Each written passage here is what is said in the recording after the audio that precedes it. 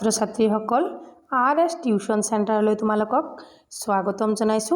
আজি আমি আন এটা ভিডিঅ' লৈ তোমালোকৰ ওচৰলৈ আহিছো। আজি আনিছো ষষ্ঠম মান শ্ৰেণীৰ উন্মেষ প্ৰথম ভাগ তৃতীয়টো অধ্যায়। আগৰ ভিডিঅ'বোৰত প্ৰথম অধ্যায় আৰু দ্বিতীয় অধ্যায় আটাইবোৰ প্ৰশ্ন আনসাৰ তোমালোকক যুগুত কৰি দিছো। যদি তোমালোকে আগৰ ভিডিঅ'বোৰ চোৱা নাই প্লেলিষ্টত গৈ এতিয়াই চাই লোৱা।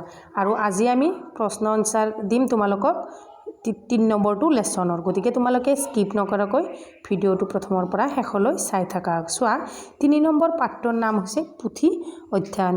এইটো এটা ইম্পৰ্টেন্ট আৰু গুৰুত্বপূৰ্ণ পাঠ। এই পাঠটোত থকা যিখিনি ধুনীয়া ধুনীয়া প্ৰশ্ন আনসাৰ আছে গোটেইখিনি আজি এইটো ভিডিঅ' তোমালোকক দি দিম। চোৱা চেপ্টাৰ 3 পুথি অধ্যয়ন। 1 নম্বৰটোত দিছে তলত দিয়া প্ৰশ্নসমূহৰ শুদ্ধ উত্তৰটো বাছি উলিয়াই সঠিক বৃত্তটো পূৰ কৰা। প্ৰতিটো লেসনৰে প্ৰথম যেটো 1 নম্বৰী প্ৰশ্ন দিছে, দুটা MCQ দিছে। MCQ বিলাক এইবিলাকক MCQ বুলি কয়। যেতিয়া তোমালোকে ডাঙৰ হবা তেতিয়া এইবিলাক বুজি পাবা। MCQ আহিলে এনেকে হেতু যেটো শুদ্ধ আনসাৰ হেতু আমি এনেকে গোল চিন দিব লাগে, হয়নে? তেতিয়া হলে চোৱা 1 নম্বৰটোত চোৱা বিদ্যা উপাৰ্জনৰ ঘাই উপায় কি? ইয়াতে 4টা অপচন দিয়া আছিল, এনেকে 4টা দিয়া আছিল কোৱেশ্চন। গতিকে যেটো শুদ্ধ আনসাৰ হেতু মই এনেকে তোমালোকক আনসাৰটো দি দিছো, তোমালোকে কিতাপত এনেকে চিন দি লবা, হয়নে? পুথি অধ্যয়ন। তাৰে পিছত 2 নম্বৰটো হৈছে সংসাৰত উদগতি কৰিবলৈ কি লাগে? গতিকে এইটো লাগে, যেটো লাগে মনৰ একাগ্ৰতা। এই আনসাৰটো মই তোমালোকক দি দিছো, যেটো কিতাপত এইটো অপচন যোনটোত আছে হেতু এনেকে গোল চিন দিবা। বুজি পাইছা? শব্দজালৰ পৰা সঠিক শব্দ চিনাক্ত কৰা। 1 নম্বৰটো হৈছে ভোগ, সুখ বা দুখ পোৱা কাৰ্য। আৰু 2 নম্বৰটো হৈছে উদগতি, উন্নত অৱস্থা। তাৰে পিছত হৈছে পুৰুষাৰ্থ, যেটো যত্ন। তাৰে পিছৰটো হৈছে সঞ্চয় মানে হৈছে সাঁচি ৰখা কাৰ্য। আৰু বিজুলী মানে হৈছে বিদ্যুৎ, পোহৰ। মানিক মানে এবিধ বহুমূলীয়া মণি বা বাখৰ। আৰু আগ্ৰহ কোনো বিষয়ত আগ্ৰহেৰে লগা। একাগ্ৰতা মানে আন কোনোফালে মন নিদিয়াকৈ একান্তভাৱে লাগি থকা। তাৰে পিছৰটো হৈছে অনুক্ৰম, ক্ৰমান্বয়। তাৰে পিছৰটো হৈছে প্ৰণালী। চোৱা প্ৰণালীটো হৈছে প্ৰক্ৰিয়া বা বিধি। তাৰে পিছত 3 নম্বৰ প্ৰশ্নটো চোৱা লিখিত উত্তৰ সহ।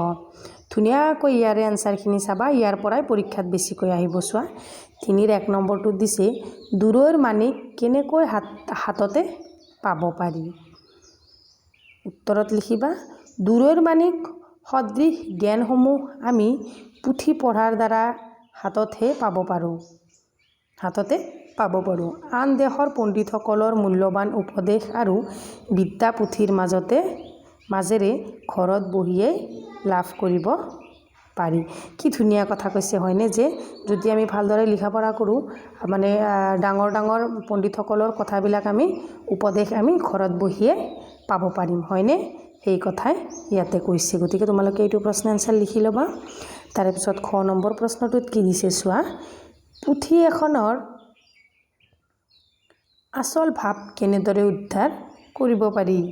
চোৱা পুথি এখন মনপূৰ্বক আৰু মন পুতি পঢ়িলে তাৰ আচল ভাৱ বুজিব পাৰি। চোৱা যিখন কিতাপেই তুমি ভালদৰে নপঢ়া কিয়, যদি মনোযোগ দি পঢ়া তাৰ ভিতৰত কি আছে গোটেইখিনি বুজি পাবা। ওপৰে চেলেং পেটেংকৈ পঢ়িলে আচল অৰ্থ ধৰা নপৰে, হয়নে?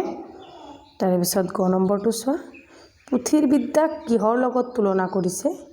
লেখকে পুথিৰ বিদ্যাক থোপাই থোৱা ধনৰ লগত তুলনা কৰিছে। পৰলোকগামী পণ্ডিতসকলৰ বিদ্যা বুদ্ধি কেনেদৰে লাভ কৰিব পাৰি? চোৱা এইটোৰ উত্তৰত লিখিবা যে তেওঁলোকৰ ৰচিত পুথি পঢ়ি আমি পৰলোকগামী পণ্ডিতসকলৰ বিদ্যা বুদ্ধি অতি সহজে লাভ কৰিব পাৰোঁ। তোমালোকে কমেণ্ট কৰিব জানানে যদি কমেণ্ট কৰিব জানা তেতিয়াহ'লে মোক কমেণ্ট কৰিবা।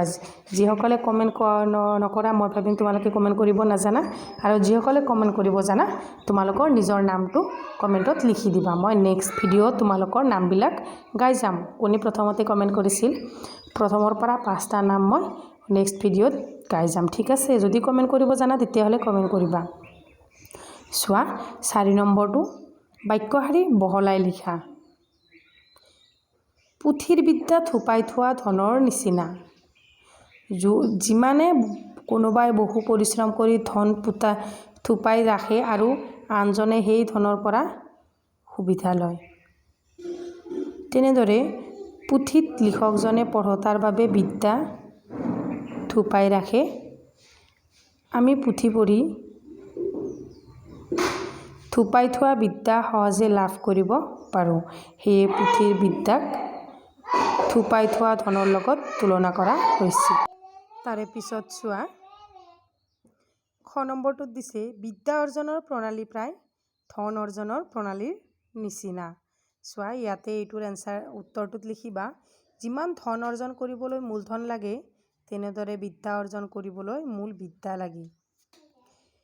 মূলধন বেছি, যাৰ মূলধন বেছি সি বেছি ধন উপাৰ্জন কৰিব পাৰে, তেনেদৰে যাৰ মূল বিদ্যা বেছি সি অধিক বিদ্যা লাভ কৰিব পাৰে। তাৰে পিছৰটো চোৱা, সৎ সংগৰ পৰা মানুহৰ সৎ স্বভাৱ জন্মে।